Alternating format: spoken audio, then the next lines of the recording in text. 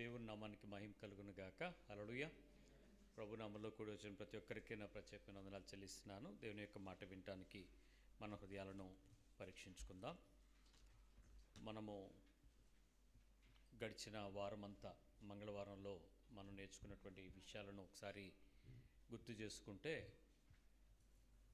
అహంకారుల గురించి మనం నేర్చుకున్నాం. అహంకారం అనేటువంటి ఒక మంచి లక్షణమే చెడ్డగా రూపాంతరం చెందిన సాతాను లక్షణంగా కడవరి దినాలలో మనుషులలోనికి ప్రవేశించడానికి కావలసిన అవకాశాలన్నీ తీసుకొస్తుంది, అవకాశాలన్నింటినీ పట్టుకుంటుంది.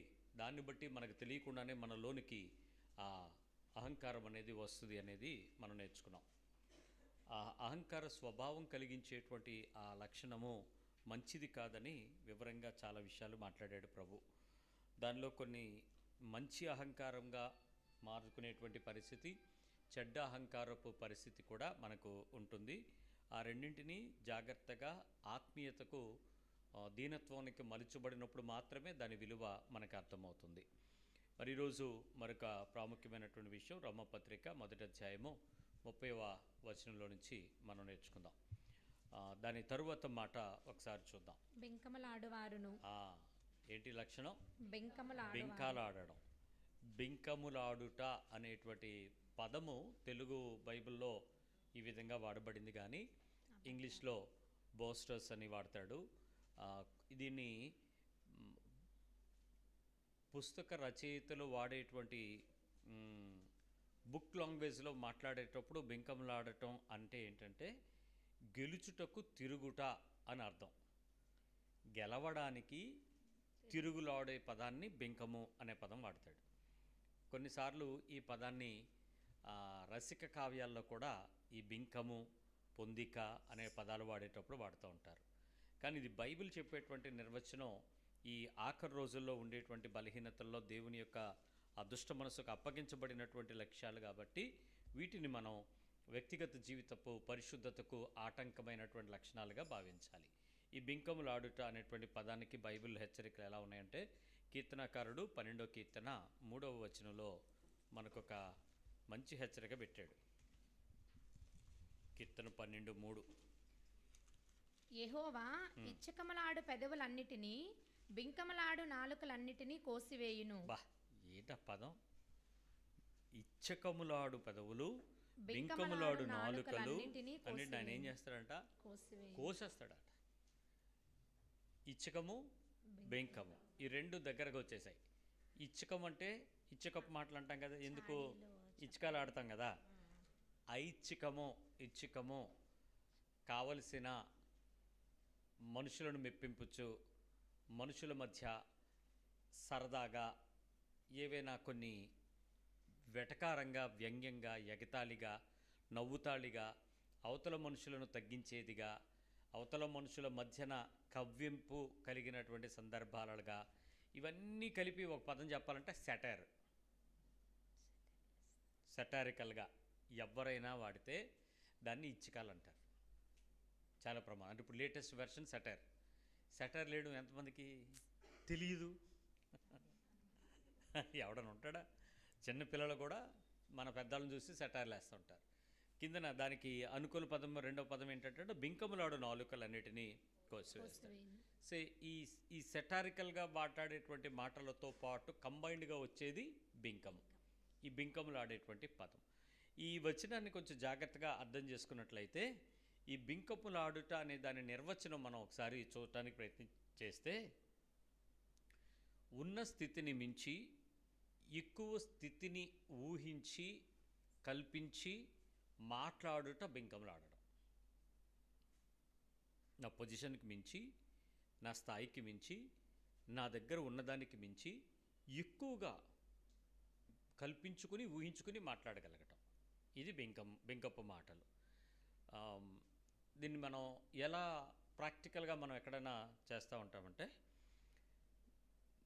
మీరు ఎక్కడ ఉద్యోగం చేస్తున్నారండి అని అడిగాడు ఒక ఆయన. కలెక్టర్ ఆఫీస్లో అన్నాడు ఆయన. కలెక్టర్ ఆఫీస్లోనా?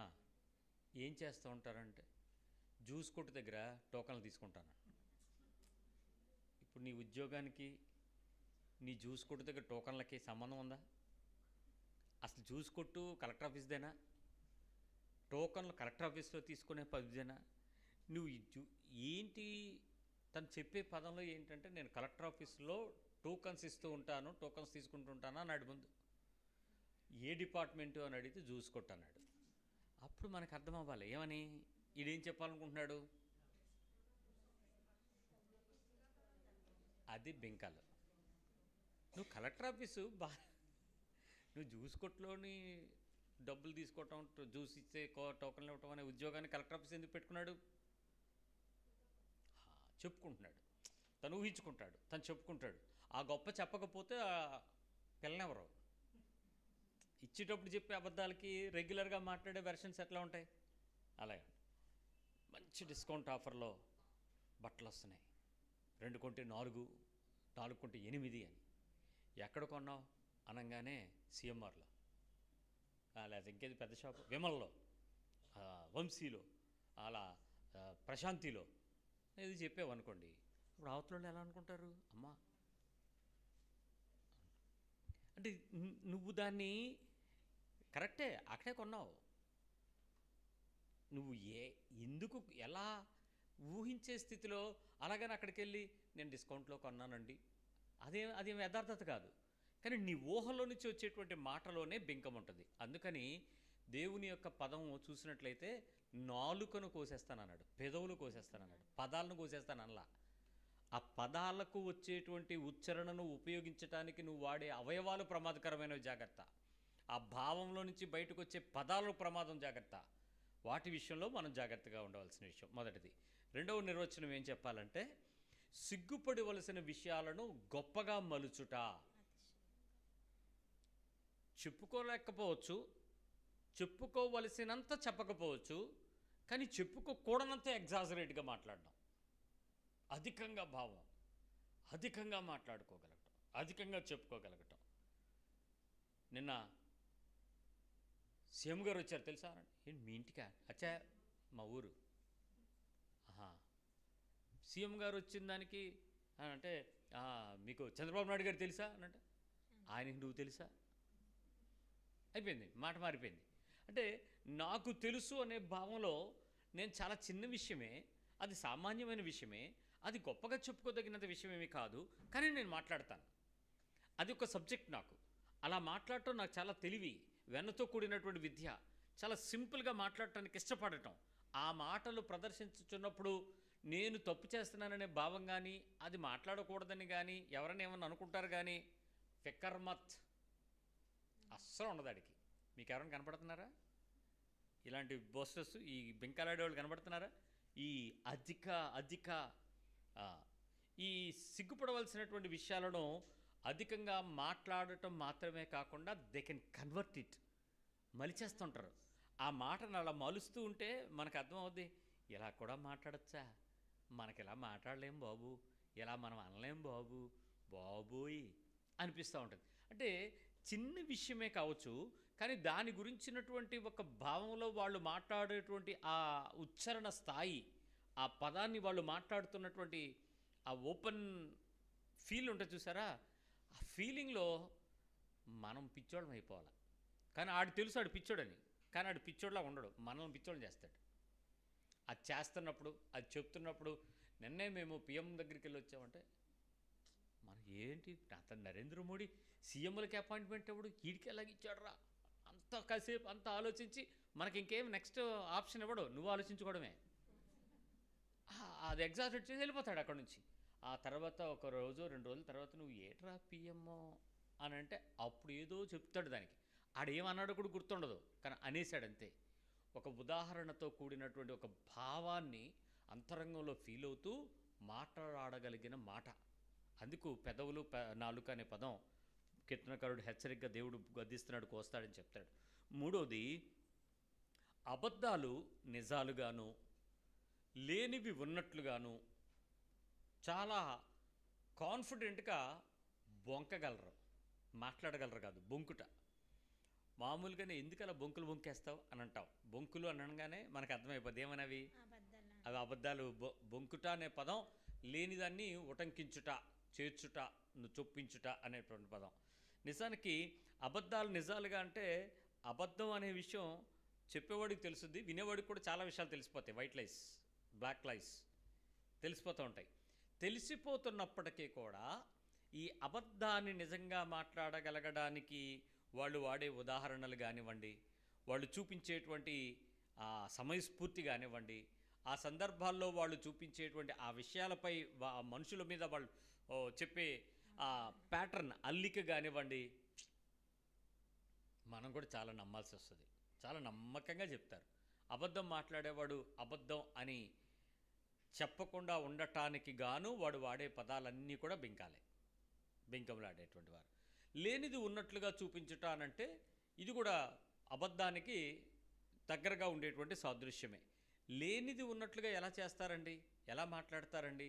మనకు తెలుసు అక్కడ ఉన్నటువంటి సందర్భంలో, పరిస్థితుల్లో, వ్యక్తులకు ఆ సిచ్యువేషన్ తాలూకా ప్యాటర్న్ అంతా వాళ్ళకి తెలుస్తుంది. తెలిసిన తర్వాత మనం మాట్లాడతాం చూసారా, అది లేనిది ఉన్నట్లుగా. అబద్ధం అంటే ఎవరూ లేనప్పుడు, ఎవరికీ తెలియనప్పుడు వారు మాత్రమే వాటిని సృష్టించుకొని వాటిని నీ దగ్గరికి తీసుకొచ్చి ప్రదర్శించిన పదాలు అబద్ధాలు అవుతాయి. అదే లేని వాటిని ఉన్నట్లుగానంటే అక్కడ ఉనికి నీది ఉంటుంది, నీకు తెలిసిన పరిస్థితులు ఉంటాయి, నీవు కూడా ఆ సందర్భానికి లేక ఆ పరిస్థితులకు తగిన వ్యక్తి అయి ఉంటావు. అయినా నీ దగ్గరికి వచ్చి నువ్వు చూడనట్టు, నీకు తెలియనట్టు, ఆడొక్కడే ఆ మొక్కతే అన్ని విషయాలు చేస్తున్నట్లు ఆ విషయాలు మాట్లాడితే అప్పుడు మనకు ఎలా ఉంటుంది? నిన్న నేను ఫంక్షన్కి వెళ్తే ఆ స్టేజ్ మీద అందరూ ఒక్కసారి ఆగిపోయి నన్ను పిలిచి నా చేత ఫోటో దిగారు తెలుసా. అక్కడ నువ్వు ఉన్నావు ఫంక్షన్లో. ఈమె ఎవరో తెలియదు నీకు, ఎక్కడ జరగలేదు, అక్కడ లాస్ట్ వరకు నువ్వు ఉన్నావు, చూసావు, వచ్చావు. నువ్వు ఆ టైంలో అక్కడ ఉన్నావనే విషయం వీళ్ళకి తెలియనప్పుడు మాట్లాడే అబద్ధానికి, తెలిసినప్పుడు నీకు లేనిది ఉన్నట్లుగా చెప్పేటువంటి ఆ భావం, కల్పితంగా మాట్లాడేటువంటి ఆ విషయానికి అవతల వ్యక్తి ఎక్కడ, నిన్న, ఎప్పుడు, ఎన్ని గంటలకి, నీ ముందు పలానా ఆయన వచ్చాడు కదా అని ఏమన్నా అన్నావు అనుకో, నువ్వు చూడలేదేమో. లేనిది కల్పించిన తర్వాత నీ తెలిసిపోయింది, అది కల్పించబడింది, లేక ఆ బెంకపు పదము చేర్చబడింది, బెంకపు సంఘటన అక్కడ ఓపెన్ చేయబడుతుంది అన్న విషయం తెలుసు. తెలిసిన దానిని ఆ రకంగా ప్రదర్శించటానికి మీకు ధైర్యం కావాలేమో కదా, కావాలా అక్కర్లేదా? ఈ బింకంలో ఆడే వాళ్ళకి పుష్కలం ఉంటుంది ధైర్యం.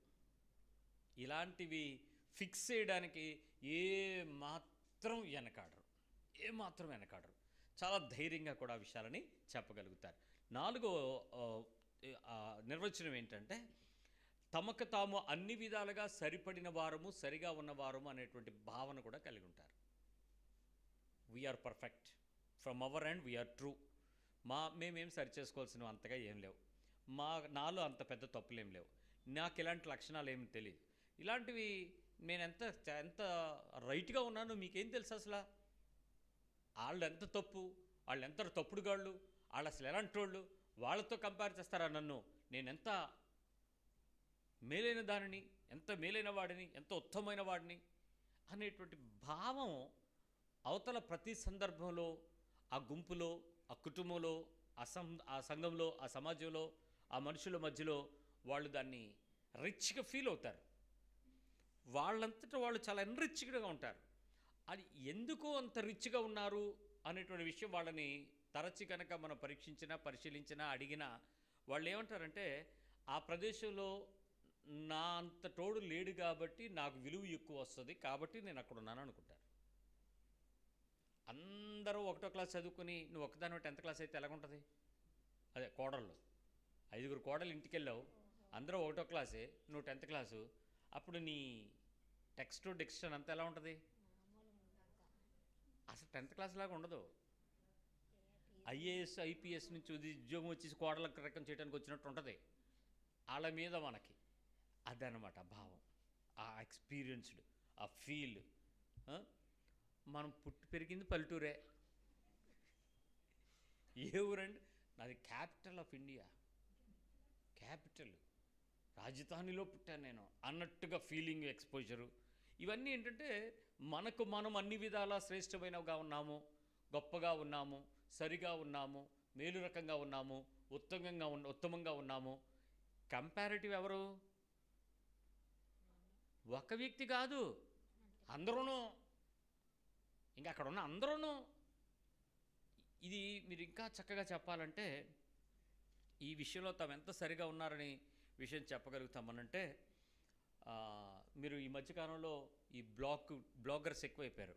గొట్టంగాళ్ళు ఇలాంటి మైకోట్ పట్టుకుని యూట్యూబ్ వాళ్ళు వచ్చి రోడ్డు మీద మీకు వచ్చి, ఇప్పుడు జగన్మోహన్ రెడ్డి గారి పరిపాలన ఎలా కాదు చంద్రబాబు నాయుడు గారి పరిపాలన ఎలా ఉందండి అనంగానే అవతల అంటాడు, బాగా వస్తున్నాయి పథకాలు, వచ్చేస్తున్నాయి అంటే ఈయన ఒకరోజు సీఎం చేస్తే ఏమవుద్ది? ఏమైనా అసలు మనిషి నిలబడతాడా? అసలు ఆ సెక్రటరియట్లోకి వెళ్ళగలుగుతాడా? ఆ రాచరికం లేక ఆ పద్ధతి, ఆ నీతి, ఆ పరిస్థితి, ఏమైనా రాజకీయ పద్ధతులు ఏమైనా తెలిసిన మనుషులవేనా? కానీ కామెంట్లు ఎలా చేస్తాం? దేశం నా చేతిలోనే ఉంది, నేను ఎలా చేసేయగలను అన్నట్టు చెప్తాం.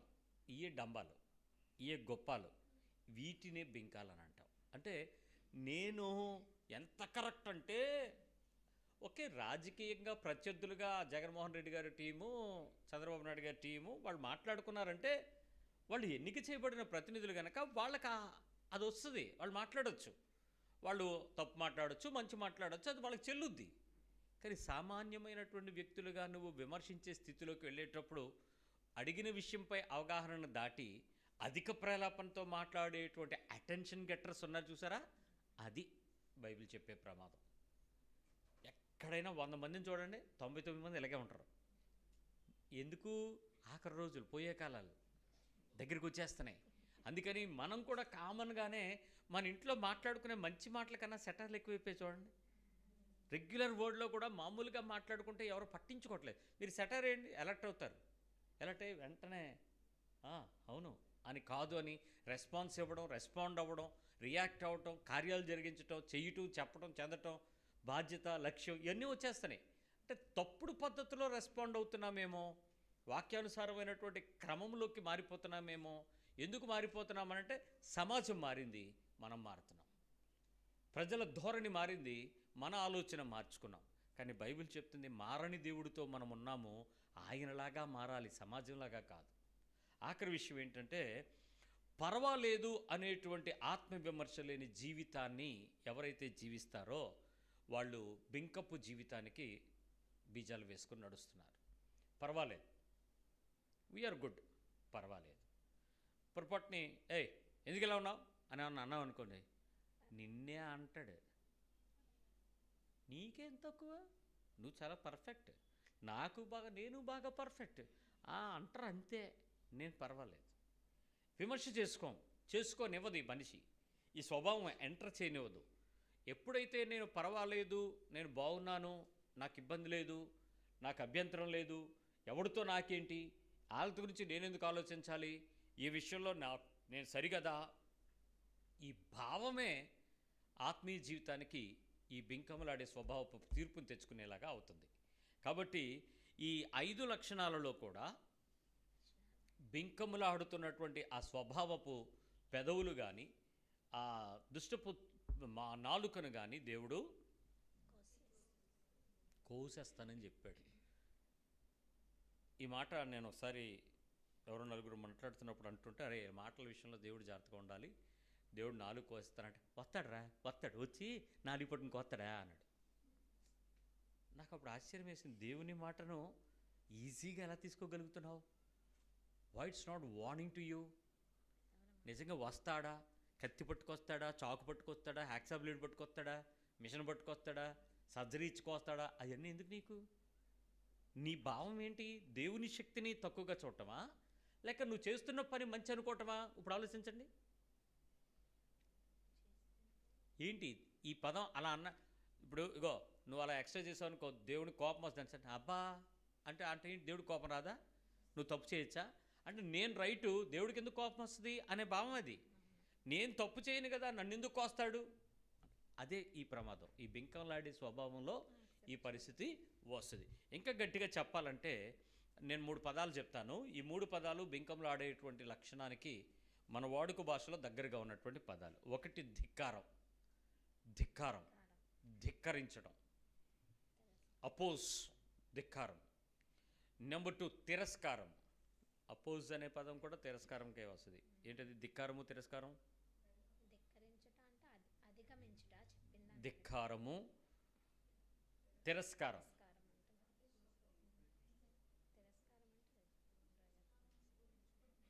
ఇంగ్లీష్లో రిఫ్యూజ్. ధిక్కారము కూడా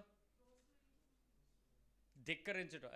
ఎలా రండి అది ధిక్కారం. తిరస్కారం అంటే నాన్న అది తీసుకురాండి, నేను తీసుకురాను. అక్కడ అసలు నేను పట్టించుకో, నేను ధిక్కరిస్తున్నాను, నేను ఇది మాత్రం నేను చెప్పింది చేయను, తిరస్కరిస్తాను. రిజెక్ట్ చేయడం, తిరస్కారం అంటే రిజెక్షన్. మూడవది అడ్డుకొనడం, బ్లాక్, స్టాప్, అడ్డుకోవడం.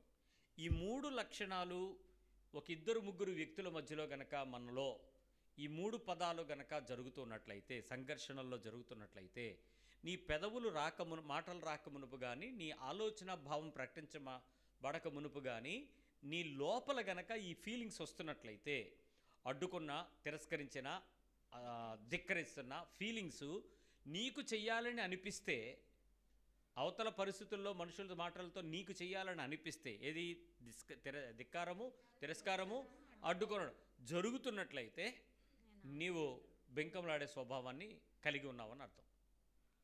యాక్సెప్టెడ్, నీలో ఉందని. ఎప్పుడు నీకు అది లేదని నీకు అర్థమవుద్ది? నేను నీకు ఉదాహరణలన్నీ ఇస్తాను, ఎక్స్ప్లెయిన్ చేస్తాను టాపిక్ అంతా. ఈ లక్ష్యము దేవుని కేంద్రంగా కలిగినటువంటి జీవితంలో ఈ లక్షణం నాకు లేదు అనే విషయం నీకు ఎప్పుడు తెలుస్తుందనంటే, అవతల వ్యక్తి చెప్తుండేటప్పుడు అది దేవుని స్వరము చెప్పి మాటలుగా వినడానికి ఎప్పుడు రెడీ అవుతావో అప్పుడు లేనట్టు. దేవుడు మాట చెప్తున్నట్లుగా వినడానికి రెడీ అవ్వనప్పుడు నీలో ఈ రకమైన భావం కలిగితే తిరస్కారం. న్యూట్రల్గా ఉండొచ్చు చెవిటోడ్లాగా, అది వేరే విషయం. ఈ సరిగ్గా వినపడకపోతే ఏం చేస్తుంటాం? మా దగ్గర ఒక సహోదరుడు ఉన్నాడు, మాట్లాడుతున్నాం అనుకోండి ఎలా తల తిప్పుతుంటాడు. అంటే ఏంటి అర్థం? ఇది వినపడదు అసలు, పూర్తిగా డడ్డు ఇది. అందుకని ఎలా తిరుగుతుంటాడు, ఎవరు మాట్లాడుతున్నాడో వాళ్ళ దగ్గరికి ఇలా జోబులో చేలు పెట్టుకుని అటు ఇటు తిరిగి తిన్నగా వచ్చి పక్కన నుంచి ఉంటాడు. కొద్ది జరుగని నేను 2-3 సార్లు అబ్జర్వ్ చేసిన, ఏంటి ఈయన అలా తోసుకొచ్చి మధ్యలో దూరుతున్నాడా అన్న తర్వాత ఒకసారి నేను ఏదో మాట్లాడుతుంటాడు, మళ్ళీ ఎలాగ వచ్చాడు. ఓ సౌండ్ ఇంజనీరా. సో ఆ రకమైతే ఓకే. అలా కాకుండా నేను దేవుని యొక్క మాటగా వినలేకపోతున్నట్లయితే, అవతల మాట్లాడుతున్నటువంటి మాట వినలేకపోతున్నట్లయితే మనకే ప్రమాదం. దీన్ని ఇంకా షార్ట్ ఫామ్ చేసి బాగా దగ్గరగా తీసుకొచ్చి మీకు చిన్న రొట్టె తయారు చేసి పెట్టేస్తాను. ఏది బెంకంలాడే లక్షణం. ఆ చిన్న రొట్టె ఏంటో తెలుసా? వాళ్ళ మాట పూర్తవకుండా నీ మాట లెగిసిపోతే నీకున్నట్టే. రొట్టె బాగుందా? ముద్ద దూరిపోయింది లోపలికి, గొంతులోకి వెళ్ళిపోయింది. వాళ్ళు కంప్లీట్ అవ్వకుండానే నీలోంచి బయటకు వచ్చేస్తుందంటే ఏంటి అర్థం? ఇప్పుడు చెప్పండి, తిరస్కారము, ధిక్కారము, అడ్డుకొనుట వచ్చేయలేదో ఫీలింగ్స్? ఇప్పుడు ఈ డంబంలో, ఈ బింకంలో ఇందాక నేను చెప్పినటువంటి తమ స్థితులు తలంచుకుని గొప్పగా మాట్లాడుకోవటం, ఎన్ని లక్షలు దీనిలో ఉన్నాయి. అవతలోడు కంప్లీట్ అవ్వకుండానే నాకు కొంచెం స్పీడ్గా ఉద్రేకంగా మాట్లాడేవాడికి కూడా ఈ బింకములాడే స్వభావం అంత తొందరగా అందుకోగలదు. ఉద్రేకంగా మాట్లాడటం అంటే స్పీడ్గా ఎమోషనల్గా మాట్లాడేటువంటి పద్ధతి, that's also a dangerous issue. ఎవరు గుర్తొస్తున్నారు మీకు? మీరు గుర్తొస్తున్నారా? అరుణ్ గుర్తొస్తున్నారా? ఏంటి మీరే? నిద్ర వస్తుందా? మీకు మీరే గుర్తొస్తున్నారా? నేను గుర్తొచ్చా నీ రాస్తున్నప్పుడు. అయ్యో బాబోయ్ ప్రభువా, ఇన్ని రోజులు ఇది నాకు లేదు, నేను పెద్ద ప్రసంగికుండా అనుకున్నాను, ఇది నాకుందా? అమ్మ నాయన ఇంత డేంజరా ఇది అని ఇంకా పట్టుకుని రీసెర్చ్ చేయడం మొదలుపెట్టాను. దాన్ని పట్టుకుని రాత్రి ఇంచుమించుగా నిద్రపోయేటోడికే 3 అయిపోయింది. ఏంటి ఈ పదం కదలట్లేదు, మైండ్లోంచి బయటికి రావట్లేదు, ఆ అక్షరాలు ఏమో బైబిల్లోంచి దాటనట్లేదు, ఈ నాలిక కట్ అయిపోయినట్టు కనపడుతుంది రాత్రి నిద్రలో. ఏంటిది, నిద్రపోతున్నానా లేదంటే లేదు, మళ్ళీ మెలుకుగానే కూర్చుని ఉన్నాను. నాలిక ఎందుకు కట్ అయిపోద్ది? దేవుడు కోసేస్తాడని ఉంది కదా, కోసాడా అంటే ఈ లక్షణం ఇంత డేంజరా నాకుందా? అమ్మో, ఇంకా పడి పడి పడి పుస్తకం పట్టుకుని రాస్తా కూర్చున్నాను ట్రై చేశాను. రాత్రి అంతా అవలే, మళ్ళీ తెల్లారి స్టార్ట్ అయింది. ఎంత ప్రమాదమో ఈ విషయం అనేది నాకు అర్థమైంది. 94 కీర్తన చూడండి, 4వ వచనం. వారు వదరుచు కఠోరమైన మాటలు పలుకుచున్నారు. ఈ పదాలు ఎలా వాడేశాడంటే ఇక్కడ, వారు వదరుచు కఠోరమైన మాటలు పలుకుచున్నారు, దోషము చేయవారందరూ బింకములాడుచున్నారు. ఈ 2 పదాలు ఉన్నాయి ఇక్కడ. వదరుచు కఠోరమైన మాటలు, దోషము చేయువారు అందరూ బింకములాడుచున్నారు. భక్తిహీనుల గురించి మాట్లాడుతూ ఈ విషయం మాట్లాడతాడు. ఏంటి లక్ష్యం అంటే ఒకసారి చూద్దాం. వదరుచు, వదరుబోతు, వదరు మాటలు అంటాం కదా. వదరు పొగరు ఒకటే. పొగరు, వదరు మాటలు, పొగరు మాటలు అంటే ఏంటంటే చిన్నపిల్లలు మాట్లాడేటువంటి మాటలు వదరు మాటలు కావు, పొగరు మాటలు కావు. కానీ కొంచెం నడివయసు వచ్చేటప్పటికి మాట్లాడేటువంటి మాటలు పొగరు మాటలు. విషయాలు అవగాహన కలిగి, విషయాల మధ్యలో వ్యక్తిత్వం తెలుసుకొని తరువాత మాట్లాడగలిగిన మాటలు వదరు మాటలు. యవన వయసులోకి వచ్చేటప్పటికి వాళ్ళకి అవగాహన ఏమన్నా, సిచ్యువేషన్ ఏం పెద్ద అంత అర్థం చేసుకునేంత జ్ఞానం ఎక్కడ ఉంటుంది. 9th క్లాస్ 10th క్లాస్ లోపు ఇష్టం వచ్చినట్టు ఏమన్నా అయితే చూసుకుందామా అన్నాం అనుకోండి, ఆడు ఎక్కడికి వెళ్ళిపోతాడు, రా చూసుకుందాం అంటే. ఎందుకు ఏం చూసుకుంటాడు? ఈడ్చి కొడితే కింద భూమి నాకేస్తాడు. ఆ తర్వాత ఆడు ఏం చూసుకుంటాడు? హాస్పిటల్ చూసుకుంటాడు. ఆడు అంబులెన్స్లో తెలుస్తుంది ఏదో కొట్టాడు నన్ను, ఏదో అయింది. ఇప్పుడు పెద్దోళ్ళు మనం ఎలా మాట్లాడుతాం చెప్పండి, ఆ వదరు మాటలు. ఇప్పుడు చూసుకుందాం రానంటే నా వెనకతలు ఎవడున్నాడో తెలుసా అంటాడు. ఎవడు ఉండడు, దెబ్బలు తిన్నాక వస్తారు. నీ గ్యాంగు, నీ బ్యాచ్, నీ క్యాస్ట్, నీ వర్గం, నీ పోలీస్ స్టేషన్కి వెళ్ళాక వాళ్ళు ఫోన్లు వస్తాయి. ఈలోపు తినాల్సింది నువ్వే. వదరు మాటలు మాట్లాడితే ఆ దెబ్బ కాని పనులు చేస్తాం. వదరు మనుషులను అకారణంగా హింసించుట, అబ్యూజ్డ్ లాంగ్వేజు, ఈ అట్రాసిటీ మాటలు, ఈ కేసులు పెట్టుకునే స్వభావాలు, అవతల వాళ్ళని చంపేయటానికి తొందరపాటు పనులు, వదరు మాటలతో కూడినటువంటి బింకాలతో కూడినప్పుడు వచ్చేటువంటి హత్యలు. ఇవి చాలా సెల్ఫ్ డినయల్, అంటే నేనేంటో కూడా తెలియకుండా, తగ్గించుకోలేకుండా మాట్లాడగలను, ఇసరగలం మాటలు. ఇంత చెడ్డ అందరిలో ఉండదు, కానీ టైం వచ్చినప్పుడు బయటకు వచ్చేస్తాడు. సిచ్యువేషన్లో డిమాండ్ చేసినప్పుడు బయటికి విపరీతంగా మాట్లాడతాడు. అందుకని ఇక్కడ ఈయన అన్నాడు, వదరు కఠోరమైన మాటలు, కఠోరమైనటువంటి మాటలు. ఏంటి కఠోరమైన మాటలు అంటే ఏంటి? కఠినమైన మాటలు అంటే ఏంటి? కొన్ని పదాలు నాకు ఇప్పటికీ, నేను చదువుకున్న తెలుగుకి మనుషులు మాట్లాడేటువంటి పరిస్థితులకి నాకు చాలా అర్థం అవ్వవు. మేము భయంకరమైన పూజలు చేసేవాళ్ళం అని అంటారు. అంటే ఏంటి? చేతబడా? నువ్వేమన్నా ముగ్గులేసి మధ్యరాత్రి కూర్చుని బట్టలు ఇప్పేసి కుంకుమ పసుపు రాసుకుని నెత్తి నుంచి పైకి కిందకి బూడి తీసుకుని ఏది యగోరల్లా కనబడి తిరిగిందానివా? అది భయంకరం. ఎందుకు? సభ్య సమాజంలో గౌరవ సూచకమైన, మర్యాద క్రమమైన, సమయపాలన సంబంధమైన కొన్ని క్రమములు ఉన్నాయి. క్రమము దాటి చేస్తే అక్రమం, కరము కానిది చేస్తే భయంకరము. నువ్వు కరము అంటే మేలు కరము కానిది చేస్తే భయంకరం. నువ్వు పూజలు చేస్తే భయంకరమా? ఇప్పుడు ఏ గుడి చూసినా పూజ లేకపోతే ఆ గుడి పూజలు చేయమని గవర్నమెంట్ డబ్బులు ఇస్తుంది. మరి భయంకరమైన పూజలే. ఎందుకు ఆ పదం వాడతాం భయంకరం అంటే? మీరు దాన్ని బూస్ట్ చేసుకుందాం అనుకుంటున్నారు. మీ సాక్ష్యానికి కొంచెం ఎడిఫికేషను, వెనకాత లైటింగ్, ఎడిటింగ్, మేకప్, డబ్బింగ్, ఇవి అనమాట భయంకరంగానండి. అంటే ఆ పదాలు వాడక్కలేదు. ఈ కఠోరమైన మాటలు అంటే ఏంటి? బాబోయ్ వెళ్ళలేకపోతున్నాం, ఆపు అంటాం చూడండి, అవి కఠోరమైన మాటలు. అంటే అవతల వ్యక్తికి అవసరమైన పదం వాడి బాధ పెట్టాలి అనుకునేటప్పుడు వాడాల్సిన పదం కన్నా 100 రెట్లు ఎక్కువ బరువు ఉన్న పదం వాడేస్తే బుద్ధి లేదా, బుర్ర లేదా, ఆపేయచ్చు అక్కడికి. ఇప్పుడు కఠోరమైన మాట మాట్లాడితే ఎలా ఉంటుంది? మాటలతో చచ్చిపోయేలాగా, దుఃఖపెట్టేలాగా, హింసించేలాగా, అవతల మనుషులకు ముఖం చెందబుచ్చుకుని రక్తం కారిపోయేలాగా, ఏడుపు వచ్చేసేలాగా, తలదించుకుని ఏమనాలో తెలియక సైలెంట్ అయిపోయేలాగా, అవి కఠోరమైనవి. అవి మనం అవకాశానికి మించినటువంటి పదాలు. పిల్లోడు తప్పు చేశాడు, ఆ పిల్లోడిని నువ్వు 2 మాటలు అంటే సరిపోద్ది. ఆడమ్మ గురించి మాట్లాడితే అది కఠోరమైనది, వినకూడని మాట. తండ్రి ఉద్యోగం గురించి మాట్లాడితే కఠోరమైన మాట. వాళ్ళ కుల సామాజిక వర్గాలకు సంబంధించిన హీన పదాలు వాడితే కఠోరమైన మాటలు తప్పవి.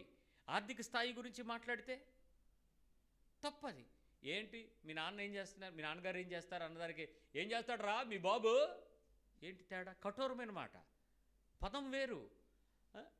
అవతల వ్యక్తి మా బాబు సిఐ అన్నాడు అనుకో, అప్పుడు అవతలడు తగ్గుతాడు, సైలెంట్ అయిపోతాడు. అంటే ఏంటి? పదము విసిరేటప్పుడు అవతల వ్యక్తిని నిర్లక్ష్యంగా మాట్లాడేటువంటి ధోరణి ఈ బింకములాడే లక్ష్యం.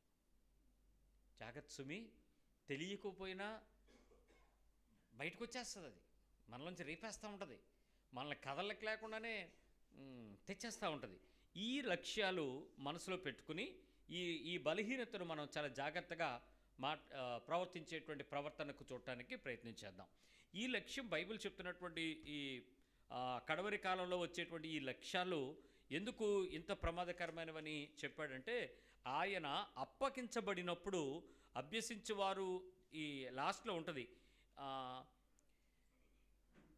32వ వచనంలో రోమపత్రిక మొదటి అధ్యాయం ఏంటంటే, ఇవి ఇట్టి కార్యములను అభ్యసించేవారు మరణమునకు తగినవారు అని దేవుని న్యాయ విధిని వారు బాగుగా ఎరిగియుండియు వాటిని చేయుచున్నారు. ఇది మాత్రమే కాక వాటిని అభ్యసించే వారితో సంతోషంగా సమ్మతిస్తున్నారు. తప్పు చేస్తున్నారు అనుకోండి, తప్పు చేసేటప్పుడు పర్వాలేదులే అని మీరు సమ్మతించారనుకోండి, ఇద్దరు సస్తారు. జాగ్రత్త. అవతలోడు సమ్మతించినందుకు నువ్వు చచ్చిపోతావు. తప్పు తప్పే, అది అన్నైనా అమ్మైనా, చెల్లైనా అక్కైనా, బంధువైనా స్నేహితుడైనా, ఆత్మీయుడైనా సేవకుడైనా ఒకటే తీర్పు. సో నో అంతే. సమ్మతించేటువంటి స్వభావం కొన్ని సందర్భాల్లో ఉంటాయి. గొడవకి అందరూ కలిసిపోవాలి, గొడవకి అందరూ కలిసి వచ్చేయాలి. కానీ గొడవకి కారణానికి మాత్రం అందరూ విభేదించగలగాలి. గొడవలో అందరూ కలవాలి, గొడవకి కారణానికి మాత్రం కరెక్ట్గా ఉండాలి, నీతిగా నిలబడాలి. ఎందుకు? అక్కడ జట్టు బలం, అక్కడ మనుషుల బలం, అక్కడ మంది బలం కనపడాలి. ఎవడో దగ్గర రావడానికి ఉండదు. ఏమన్నా అయితే అందరూ ఒకటేరా అన్నట్టు ఉండాలి. కానీ తప్పు జరిగిందా అందరిలోనూ విభేదించగలగాలి. నువ్వు చేసిన తప్పు కుదరదు, నేను ఒప్పుకోను, నేను రాను, నేను చూడను, నేను చెప్పను, నేను నిలబడను, నేను ఇవ్వను, నువ్వు మానే, నువ్వు తీసేయి, నువ్వు మార్చుకో. సమ్మతిస్తే నువ్వు చచ్చిపోతావు. తప్పు చేసిన వాళ్ళతో సమ్మతించడం అనేది క్రైస్తవుడికి కుదరదు. తప్పని చెప్పాలంతే. ఇక్కడ నువ్వు కులమని, రక్తమని, బంధుత్వమని, ఆత్మీయతని, సంఘమని చేరడానికి కుదరదు. సమ్మతించు వారితో సమ్మతిస్తే నువ్వు మరణానికి పాలవుతావు అని చెప్తుంది. సో అభ్యాసాత్మకమైన క్రియా జీవితము సరిచేయబడటమే నూతన నిబంధన లక్ష్యం. సార్ నీ లక్ష్యం ఏంటి? ఇక్కడ నువ్వు ఎవరినో వెనకేసుకురావద్దు, దేవుడిని వెనకేసుకురా. నువ్వు ఎవడెనకోతలు నిలబడద్దు, దేవుడు వెనకాతలు నిలబడు. దేవుడు నీ ముందు ఉంటాడు. నువ్వు నీతిగా నిలబడు, పోరాడు, అవసరమైతే దెబ్బతిని చచ్చిపో. అంతేగాని తప్పు చేసి పాపం చేసి నీచత్వం పోగొట్టుకుని భూమి మీద నీ ప్రాణం దక్కించుకోవద్దు. దక్కించుకున్నావో పోగొట్టుకుంటావు. అది ఎంత చిన్న విషయమైనా కావచ్చు, ఎంత పెద్ద విషయమైనా కావచ్చు, సామాజిక అన్యాయం కావచ్చు, రాజకీయ కోణం కావచ్చు. నో పొరపాటును కూడా మనం నోటితో ఎవరైనా శపించచ్చా అండి? ఆత్మీయమైన వ్యక్తి ఎవరైనా శపించచ్చా? న్యూ టెస్టిమెంట్ లైఫ్లో శాపం ఉందా? సేవకుడు కానీ ఎవడైనా శాపం ఉందా? లేదు. నీకు రాజకీయ ప్రత్యర్థులుగా నీకు కొన్ని పరిస్థితుల మధ్యలో సహాయం అందించలేనప్పుడు ఖచ్చితంగా మనం రాజులను ఏం చేస్తాం? నిందిస్తామా? శపిస్తామా? ఎంత క్యాజువల్గా అంటే మీ ఇంట్లో మనిషితో మాట్లాడినట్టు ఈ ఎదవ ఏం చేశాడు అనేస్తాం. నీకు అంత ఎదవా? అవునర్రా, మీరంత ఉపాధ్యాయులా? ఏది విమర్శించగలిగే అంత పండితులే? అది ఎందుకు ఆ పదాలు వాడతాం? శపించకూడదని తెలిసిన వాళ్ళు మనమే. వాడిలాగా వీడిలాగా ఏంటి ఆ ధోరణి ఏంటి? వాక్యం తెలియకపోతే కదా, తెలుసు కదా మనకి. సో జాగ్రత్తగా ఉండాలండి. ఆత్మీయుడు ఎదిగే కొద్దీ తగ్గుతాడు, దీనుడవుతాడు, సాత్వికమవుతుంది, సంపూర్ణుడవుతాడు. ఆ లక్ష్యము మనలో ఇంట్లో కూడా మనం మాట్లాడటానికి ఆ పదాలు వాడితే ఆ ఉచ్చారణ ఇంట్లో మన పిల్లలు నేర్చుకుని బయటికి వెళ్ళిపోతారు. బయటికి వెళ్ళి వాటిని ఇసిరేస్తారు. చాలా ప్రమాదం, దేవుని యొక్క తీర్పులో పడిపోతాం.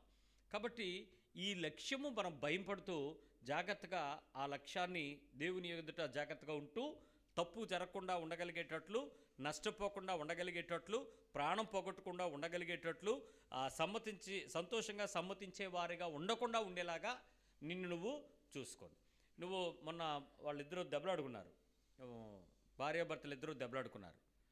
బాగా దెబ్బలాడుకున్న తర్వాత ఆయన అన్నాడంట, నువ్వేం చేసావో నేను వెళ్ళి అన్నతో చెప్తాను అన్నాడు. అన్నతో చెప్తానంటే ఆ పెద్ద ఆవిడ అంది, ఏం చెప్తావు, నువ్వు చేసావని చెప్తావా నేను చేసావని చెప్తావా, ఇద్దరికి సిగ్గులేదు, ఇద్దరం చేసుకున్న పని మళ్ళీ ఆయనకి చెప్పడం ఎందుకు, చెప్పినా ఆయన ఏం చెప్తాడు అని అంటే, ఏం చెప్తాడో ఆయన నోట్లోనే ఎందుకు అని సార్, ఏమి వినక్కర్లేదు, నాకు తెలుసు ఆయన ఏం చెప్తాడో, అందుకని నేను రాను అన్నాడు. ఇప్పుడు దెబ్బలాడుకున్నారు, ఆయన ఏం చెప్తాడో నీకు తెలుసు, ఎస్ ఆర్ నో? అమ్మ ఎంత క్లారిటీ ఉన్నారండి మీరు, సంఘం ఈ విషయంలో మాత్రం క్లారిటీగా ఉంది. ఏం చెప్తాడో తెలిసిన తర్వాత ఇప్పుడు ఏం చెయ్యాల్సిన పని ఏంటి, మరి ఏం చెబుతాడో అనే స్థాయికి ఎందుకు ఎక్కింది, ఆ గొడవ ఎందుకు వెళ్ళింది?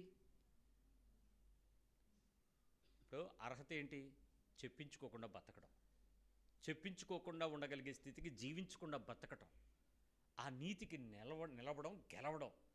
తెలుసు అని దానికి అన్నేటప్పుడు అప్పుడు ఆయన అన్నాడంట, తెలుసు, ఏం చెప్తాడో కూడా తెలుసు, ఏం తిడతాడో కూడా తెలుసు, నిన్నేమంటాడో కూడా తెలుసు, నన్నేమంటాడు, పద వెళ్ళి తిట్టించుకుందాం అన్న.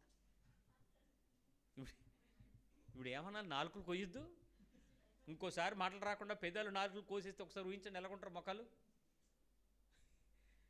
లిప్ బామ్ ఖర్చు ఉండదు,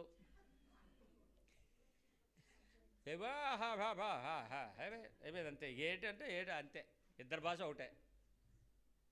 ఆత్మీయమైన విశ్వాసము జీవితంలోకి వచ్చి కూడా నీలో చిన్న లక్షణం తెలుసా, ఇది బింకంలాడడం అనేది.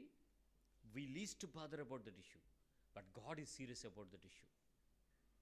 ఇది చంపేస్తాను అంటున్నాడు అంటే ఎంత తీవ్రమైన లక్షణం ఇది. మనం క్యాజువల్గా తీసుకుని మాట్లాడే విషయాలను దేవుడి వాక్యం ఖచ్చితంగా పట్టుకుంటుందా? అవును. ఎందుకనంటే ఆయన మనల్ని అంతటా అందరూ అన్ని విషయాలలో పరిశుద్ధులుగా ఉండాలని దేవుడు కోరుకుంటున్నాడు అనేటువంటి విషయం మనకి అర్థం కావాలి. ఆ సంపూర్ణులముగా మారడానికి ఆటంకం కలిగించే ఏ లక్షణం ఉన్నప్పటికీ కూడా మనం భయపడాల్సిందే, మనము జాగ్రత్త పడాల్సిందే. ఒక విషయానికి నేను కొంచెం వివరంగా వెళ్తున్నాను, జాగ్రత్త. ఈ బలహీనతలు గలవారు ఇతరుల మాటల్ని వాళ్ళు పట్టించుకోరు, వినరు, అంగీకరించరు. This the first weakness. బింకములు ఆడేటువంటి లక్షణం కలిగిన వాళ్ళు చేసేటువంటి పనులు మొదటి పని ఇది. అవతల విషయాలని, ఇతరుల మాటలను అసలు వాళ్ళు ఏం చేయరు, పట్టించుకోరు, వినరు, పట్టించుకోరు, అంగీకరించరు, పట్టించుకోరు. నేను మీకు చెప్తాను చూడండి, ఈ లక్షణం మీకు ఉంటుంది, కాకపోతే ఎవరికి ఉంటుందో బాగా తెలుస్తుంది. మనలో ఈ రకమైనటువంటి ప్రభావం కలిగించే ఆడియో రావట్లేదంటే ఇక్కడ చూడు, పరిస్థితి ఎలాంటి బలహీనతగా ఉంటుందో ఒకసారి ఆలోచన చేయండి. ఎగ్జాంపుల్ చెప్తాను. విశ్వాసి జీవితంలో మీరు మాట విననితనము, విననొల్లనితనము వేరు. ఆలోచించండి. విననితనము, విననొల్లనితనము. వినకపోవటం, పిల్లలకి మీరు మాట చెప్పారనుకోండి, వాళ్ళు వింటారా, విననొల్లరా? మన మాట వెళ్ళిందా లేదా వాళ్ళ దగ్గరికి, చెవుల్లోకి వినపడద్దా లేదా వాళ్ళకి, వినపడదు. ఆ తర్వాత వాళ్ళు ఏంటి, ఇప్పుడు పిల్లల విషయం అలాగే పక్కకు పెట్టండి. భర్త ఈ విషయం చెప్తున్నాడు, అమ్మాయి ఇలా వద్దు, ఏమే ఇలా చేయొద్దు, ఓ నా పతి నా సతి ఇలా వినకో, ఇలా చూడకో, ఇలా చెప్పకో, ఇద్దరు మాట్లాడుకుంటారు. ఈ పిల్లలకి ఇప్పుడు భార్యాభర్తలు ఇద్దరి మధ్యలో తేడా ఏంటి చెప్పండి? విననొల్లంతనం ఎక్కడ ఉందో చూడండి. అమ్మయ్య, పిల్లలేమో వినరు, భార్యాభర్తలేమో ఆడి చెప్తే నేను వినేదేటి, దీన్ని ఏమనాలి? విననొల్లనితనం. ఇప్పుడు అదే విషయం భర్త కూడా అండి, అది అరుతుందిలే పిచ్చిదే, అది అలాగే అంటదే బుద్ధి లేనిది, చెప్పగా అది చెప్తూనే ఉంటుంది. వీడు చెప్పులు వేసుకుని ఎప్పుడు వెళ్ళిపోతాడో కూడా తెలీదు. బాబు బయటికి వెళ్ళిపోతాడు, చూసి తలుపు వేసుకుని, ఏడీడు మా ఇద్దరు మొన్నడు ఎంతసేపు చెప్పినా ఎండో మాట్లాడితే చెప్తున్నాను. రాత్రి మంచం ఎక్కినంత వరకు వదలదు ఇది. కంటిన్యూస్. ఏంటి దీని దుఃఖం? రెండే. ఏమని? విననొల్లని తనములు. పిల్లోడు వినకపోతే తల్లి ఏం చేస్తే ఆమ్లెట్లు వేసేది. ఇటొక ఆమ్లెట్, అటొక ఆమ్లెట్, చెంపల మీద, బొగ్గల మీద, పెర్ల మీద, ఈ మీద, ఎక్కడ దొరికితే అక్కడ ఆడికి ఆమ్లెట్లే, దోశలు, అట్లు అన్నీ వచ్చేస్తాయి. ఆఖరికి ఆడు ఏడిసి లాస్ట్కి నీకు దండం పెడిసి ఏం చెప్తాడు? చేసేస్తానమ్మా, వినేస్తానమ్మా, ఇంకెప్పుడు మాట అనుకుంటూ ఉంటానమ్మా, తప్పు అయిపోయిందమ్మా, ఏంటనమ్మా, కొట్టకమ్మా, అమ్మ నీకు అలాగ అవ్వక అని కొట్టుకోకూడదు. బుద్ధి కలిగిన వారు మనుషులు, దెబ్బలు తినివారు పశువులు. బుద్ధి కలిగిన వారు మనుషులు అంటే జ్ఞానవంతులు. కాబట్టి విననితనము, అంగీకరించని తనం కలిగినటువంటి ఇతరుల మాటలు పట్టించుకోకుండా ఉండగలిగే స్వభావం మనకుంటే ఇది చాలా ప్రమాదకరమైనటువంటి అంశం. It's most dangerous issue. నీకు ఇప్పుడు చెప్తాను జాగ్రత్త. ఎవరి మాటలు పట్టించుకోవు, ఎవరి మాట్లాడితే వినవు, ఎవరు మాట్లాడితే నీకు వినాలని అనిపించదు. అందరూ మాట్లాడితేనా?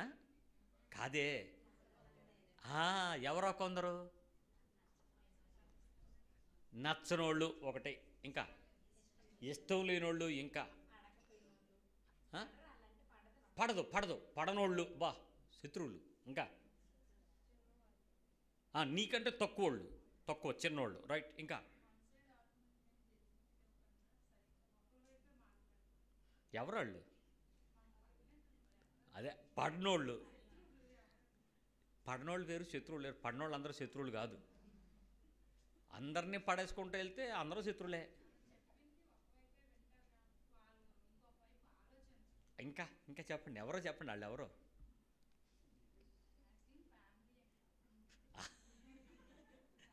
మా చెల్లి ఏం చెప్తుందంటే, ఫ్యామిలీయే, బయట వాళ్ళు అందరూ అంటే మనం పడుతుంది, కుటుంబం అంటేనే మనం పడదు, వాళ్ళంటే మనల్ని పడేసుకోరు, మనం కూడా వాళ్ళని పడేసుకోము, పడనివ్వం. ఒప్పుకుంటాను, యుద్ధాలు 4 గోడల మధ్యలో జరుగుతాయి. ప్రపంచ యుద్ధాలు జరగడానికి చాలా కాలంలో బయటకు వస్తాయి. కానీ మొదటి యుద్ధం 4 గోడలు, ఇల్లు కాదు,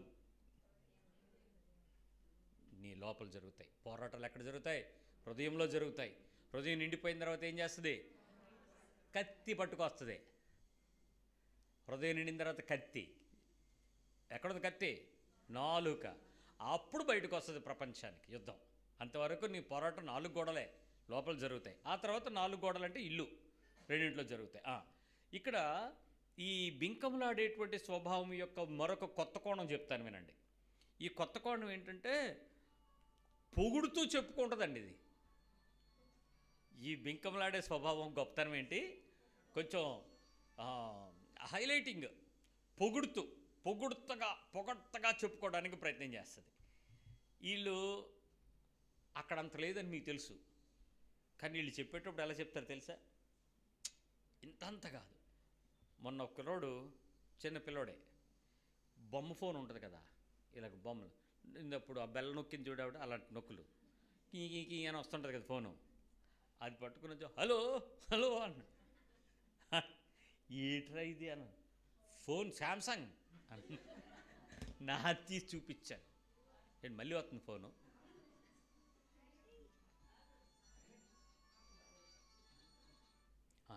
సో ఆ ఫోన్ మళ్ళీ వస్తుంటే శాంసంగ్ అని. నాదేంట్రా అన్నాడు. ఇది బొమ్మ అన్నాడు. అది డంబం, అది జీవపు డంబంతో కూడినటువంటి బెంకప్ మాట. మాట్లాడాలంటే దాని గురించి అప్పుడు వెంటనే ఎక్కడ కొన్నావు అన్నాను. రోడ్డు మీద. అబ్బా ఎంత? 8 రూపాయలు. అమ్మో 8 రూపాయలే. అది చెప్పుకోవడంలో కూడా మరి ఎలా చెప్పుకుంటారంటే పిల్లలు, ఎంత గొప్ప అంటే మా డాడీ ఎక్కడ కొన్నాడో తెలుసా? ఢిల్లీలో. ఢిల్లీలో కొన్ని పదాలు మనం వాడేటప్పుడు ఎలా ఉంటుంది? అది ఎంత? అదే బెంకం. బెంకప్ పదాలు, బెంకప్ మాటలు. మా మమ్మీ తెచ్చింది, పుట్టిన నుంచి తెచ్చిన చీరలకి డబ్బులు ఎంత ఉన్నా మీరు ఎలా చెప్తారు? 5,000. అది 500 కూడా రాదు. అది ఒకటి కొంటే ఒకటి మూటల దగ్గర కొనిస్తే, ఆ ఒక టైం మీ అమ్మ కట్టుకుంటే ఒక టైం నీకు తెచ్చి ఇచ్చేస్తే, నువ్వు దాన్ని 5,000 ట్యాగ్ వేసేస్తే చూసినోళ్ళు పిచ్చోళ్ళు అంతే. కానీ నువ్వు తగ్గవే, తగ్గవు. దానికి 2 ముక్కలు ఎత్తుకుంటుంది మధ్యలో, అస్సలు తగ్గవు. జాయింట్, నువ్వు కూడా జాయింట్ కదా. ఎందుకు అదేంటి? బైబిల్ లక్ష్యం అండి అది. చాలా గొప్పగా మాట్లాడుకోవటం, గొప్పగా చెప్పుకోవటం, చాలా గొప్పగా మాట్లాడటం. అంటే ఆ రకమైనటువంటి ఆ పొగుడుకోవటం, ఆ చెప్పుకునేటువంటి ఆ ఎగ్జాజరేషన్స్లో మనిషి యొక్క అంతర్యంలో అతని స్థితిని కానీ, స్థాయిని కానీ, అతని పట్ల ప్రణాళిక కలిగిన దేవునిని నువ్వు మరోలాగా ప్రొజెక్ట్ చేస్తావన్నది దేవుని భావం.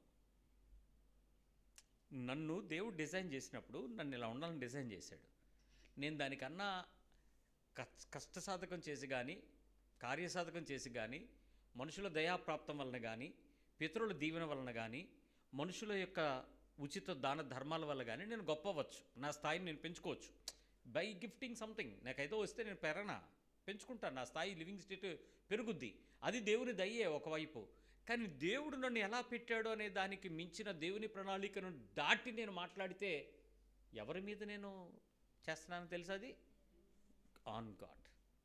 అందుకే భూమి మీద ఏ విషయంలో కూడా శాశ్వతమైనది లేదు, చిరకాలము ఉండగలిగింది ఏదీ లేదు. యశస్వి కానీ, అంటే పేరు కానీ, స్థలము కానీ, నీ యొక్క పొలము కానీ, నీ యొక్క ధనము కానీ, నీకున్న ఏ రకమైనటువంటి ఆరోగ్య బలములు కానీ శాశ్వతమైనవి కావు. ప్రతిదీ పోతుంది, ఏదో చోట పోతుంది. ఒకప్పుడు చాలా విలువైనటువంటి భూములు ఇప్పుడు కొర్రును పోయాయి కొన్ని ఊర్లలో. ఏం చేస్తారు? అవి శ్మశానానికి దిబ్బగా మార్చిపెట్టారు, పాడు దిబ్బగా చేసేస్తాడు దేవుడు. ఎరుకో ఒకప్పుడు బ్రహ్మాండమైన ప్లేస్, కాలంలో ఏమైంది? అది అసలు దాని వైపు చూస్తే శాపం అన్నట్టు గోడ కట్టేశారు దాని చుట్టూ. అలాంటి పరిస్థితి అయిపోద్ది. దేవుని దగ్గరికి దేన్ని ఉంచడు. యశస్వి అంటే కీర్తి, పేరు, ఘనత, గుర్తింపు అన్నీ ఒక్క నిమిషంలో పోతాయి. నెక్స్ట్ రోడ్ వచ్చినప్పుడు పాతవన్నీ పోతాయి. నీ టాలెంట్, నీ బలము, తెలివి, ఆరోగ్యం అన్నీ పోతాయి.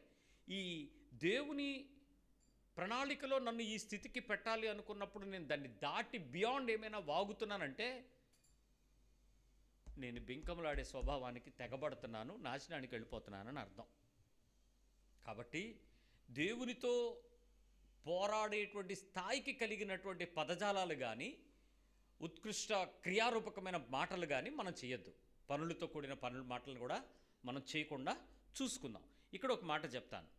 ఈ ఈ ఈ మాటలు, ఈ యొక్క బింకములాడేటువంటి మాటలు, బింకములాడేటువంటి వారు చేసేటువంటి ఒక ప్రత్యేకత ఏంటంటే వీళ్ళకి విపరీతమైన తాత్పర్యాలు కలిగిన వాళ్ళుగా ఉంటారు. They have their own understandings and meanings. మీకు ఎలా అవతల వారికి వ్యక్తపరుస్తున్నాం అనేది పెద్ద బాధ కాదు, కానీ వీళ్ళకి మాత్రం వీళ్ళకు ఒక స్టాచర్ ఉంటుంది, వీళ్ళకు ఒక సపరేట్ తాత్పర్యం ఉంటుంది. వీళ్ళ భాష, వీళ్ళ బాధ, వీళ్ళ భారం, వీళ్ళ దుఃఖం, వీళ్ళ అంతర్యం, వీళ్ళ ఆనందం, ఇవన్నీ డిఫరెంట్ మైండ్స్. విపరీతంగా ఈ మాట్లాడేటువంటి భావంలో మాట్లాడేటువంటి పనులు కలిగినటువంటి వారు, ఈ విపరీత తాత్పర్యాలు కలిగినటువంటి వాళ్ళలో వీళ్ళు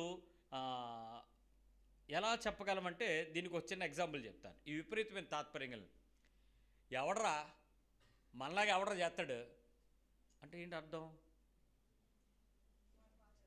అలాగే నేనేం చేసి ఉండడు, వీడు దేనిలోనూ రాడు, ముందుకు రాడు, ఏం చేయడు. ఇంకా నిజం చెప్పడం చేత కాదు.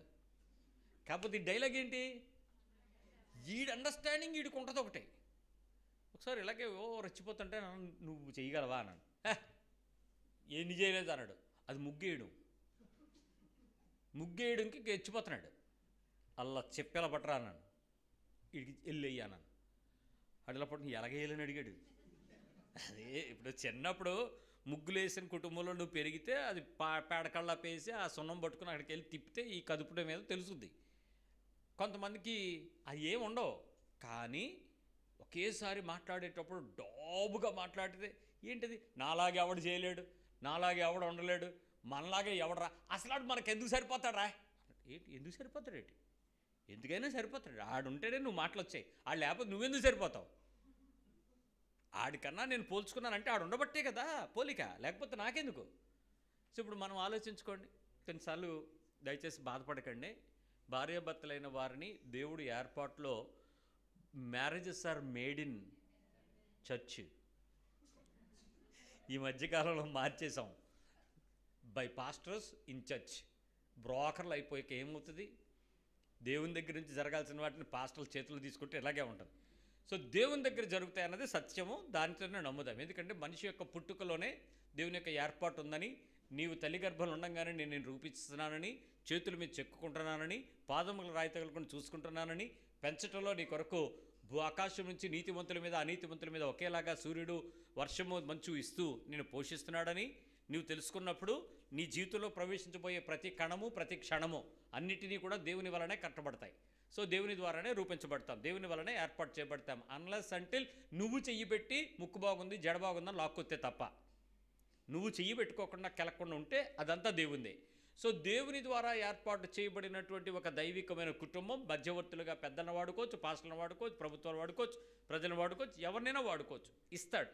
అయితే దాన్ని తీసుకునేటువంటి ఆ పరిశుద్ధమైన కుటుంబం కట్టబడటంలో దేవుని యొక్క ఉద్దేశం అయిన తర్వాత మీ కుటుంబం దీవించబడటం దేవుని ప్రణాళిక. మళ్ళీ ఎంపిక నీది తప్పు కావచ్చు, చూసింగ్ నీది తప్పు అవ్వచ్చు, ఆ ప్రదేశంలో ఆ మాత్రం దానికి దేవుని ప్లాన్ని దేవుడు ఆపడం. నీకు ఇవ్వాల్సిన బుద్ధి, నీకు ఇవ్వాల్సిన నొప్పి, నీకు ఇవ్వాల్సిన దెబ్బలు, నీకు ఇవ్వాల్సిన మొట్టికాయలు, నీకు ఇవ్వాల్సిన ట్రైనింగు, ఈ అప్రెంటిస్షిప్ అవ్వకుండానే రోజు నీ చేత working full time non paid ఎంప్లాయీగా ఉంచేస్తారు నిన్ను. నీకు జీతం ఎవరో, ఫుల్ టైం వర్కర్వే. పనిష్మెంట్ ఇవి ఇచ్చి నీ చేత పని చేస్తుంటాడు. మళ్ళీ దేవుడు ప్రణాళికలో నిన్ను పిల్లల్ని పుట్టిస్తుంటాడు, వాళ్ళన్నీ చేస్తుంటాడు.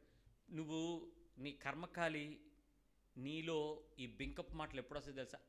అసలు వీళ్ళు మనకు తగినోళ్ళు కాదురా. ఎప్పుడు? పిల్లలు పుట్టిశాక. గాడ్స్ ప్లాన్ రొటీన్ అయిపోతున్నప్పుడు వచ్చేసి వీడు ఏమంటాడు ఇప్పుడు? అసలు నీ ఇల్లు మా ఇంటికేటే అంటేదేంటి? మీ ఇంటికి ఆ ఇల్లు ఏంటా? ఎవరు చూశారు ఈ చూపు? నువ్వు పుట్టకమును చూశాడు ఆయన. ఏమనుకుంటున్నావు నీ కుటుంబం కట్టడంలో? ఎందుకు దేవుడు అసహించుకుంటాడు విడిపోవటాన్ని, విడిగా ఉండటాన్ని? Plan of God. పొరపాటును కూడా మనం చేసే చిన్న చిన్న పదాలు పద్ధతులు పరిశుద్ధమైన పరలోకపు దేవునికి ఇబ్బందిని, నష్టాన్ని, దుఃఖాన్ని కలిగించకుండా జీవించగలిగేటట్లు బ్రతకాలి. ఇది నాకు తగింది కాదు, ఇది నాకు తగినోడు కాదు, వీళ్ళు మనకి ఏమీ కాదు.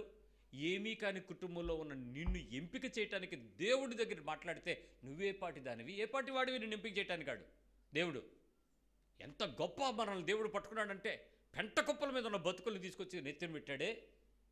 దేవుడు మనల్ని ఎంపిక చేయటంలో ఎంత ప్రణాళిక ఇది, ఎంత గొప్ప దైవికమైన ఆలోచన ఇది. ఎంతగా ఆనందించగలగాలి మన దేవునిలో. ఆ స్థితికి మనం ఎలా ఎదుగుతున్నామనేది దేవునిలో ఎప్పుడూ కూడా నిలిచి ఉండాల్సినటువంటి భాగ్యం అంది. అందుకనే ఈ మాటలో మనలో ఉండేటువంటి విపరీతమైనటువంటి తాత్పర్యంలో చెప్పుకునేటువంటి పరిస్థితిలో నాలంటోడు ఎవడూ లేడు, నాలాగెవడు చేయలేడు, నాకు నువ్వు తగిందానివి కాదు, వాడు ఆఫ్టర్ ఆల్ మనకెంత, ఈ పదాలలో వ్యక్తిగతంగా ఉన్నవాడేమో మాట్లాడడం జాగ్రత్తగా చూడండి, లేనోడు మాత్రం అన్నీ వేస్తే ఇస్తరా కూర్చుని ఉంటుంది. ఏమీ లేకపోతే పక్కోడు లైన్లోకి వెళ్ళిపోద్ది. ఇక్కడ వేస్తుంటే ఉండొచ్చు కదా, ఈ దగ్గర ఆడింట్లో పడుతుంది ఆ లైన్లో. మహురే నాదిరా అంట వస్తానుండంటది. జాగ్రత్త సుమి, విశ్వాసి జీవితంలో ఎక్కడైనా ఎగరడానికి అవకాశం ఉంటుంది, కానీ ఎగిరే అవసరం దేవుడు ఇవ్వడు. మీరు దీనులుగా బలిష్టమైన రెక్కల క్రింద దీన మనస్సు కలిగి ఉండమంటాడు. అది ఆత్మీయత. ఎదుగుతున్న కొద్దీ ఒదుగుతున్నటువంటి ఆత్మీయతలోకి మనం ఎలా రూపాంతరం చెందుతున్నాం అనేది తెలుసుకోవాలి. తరువాత ఇలాంటి విషయాలలో చాలామందికి ఉండేటువంటి ఒక విపరీతమైన తాత్పర్యంతో పాటు తనకు వ్యక్తిత్వంలో ఉండే బలహీనత ఏంటంటే వాళ్ళు పొగుడుకుంటూ చెప్పుకుంటారండి. వాళ్ళు పొగుడుకుంటూ చెప్పుకుంటారు, చాలా గొప్పగా పొగుడుకుంటూ చెప్పుకుంటారు. ఏ విషయంలోనైనా వాళ్ళు ఎంతగా పొగుడుకోవటానికి ప్రయత్నం చేస్తారంటే, మీరు ఎక్కడైనా రచ్చబండలు ఉంటాయి కదా, అంటే ఊరు బయట కొంచెం అలా కూర్చొని నలుగురు మాట్లాడుకుంటారు కదా, కానాల దగ్గర, పంపుల దగ్గర, మరిచెట్టు దగ్గర, అక్కడ ఇలాంటి మాటలు వినపడుతుంటాయి మనకి. మనం నవ్వేసుకుంటుంటాం. ఓరే ఏంటి గొప్పాలు, ఏంటి డంబాలు, ఏంటి ఈ బెంకప్ మాటలు మాట్లాడతాడు, అది ఏంటో మనకు తెలియదండి. అంతా మాట్లాడి ఒరే ఓ సిగరెట్ ఉంటీరా అంటాడు. అంటే ఏంటి అర్థం? వీడికి అది కూడా లేదు. వీడు ఇప్పుడు వరకు మాట్లాడిన చూస్తే మొత్తం ఊరంతా ఆడి వల్ల కట్టేసినట్టు, ఆ పక్కూరికి ఈడికి వాటర్ కెనాల్ ఈడే కొట్టేసినట్టు, ఆ ట్యాంక్ అంతా ఈడే కట్టినట్టు, ఎన్ని కబుర్లో మొత్తం పంచాయతీ ప్రెసిడెంట్ ఈడు మాట్లాడేస్తూ ఉంటాడు. ఎందుకు? గొప్ప చెప్పుకోవడానికి ప్రయత్నం చేస్తాం, గొప్ప మాట్లాడుకోవడానికి ప్రయత్నం చేస్తాం. ఇది మీ పిల్లల్లోకి లేకుండా ఉండేటట్లు మీరు ముందు ప్రయత్నించండి. పొరపాటున మీ వల్ల దళ్ళు దూరిపోయి ఉంటుంది ఈ పాటికి.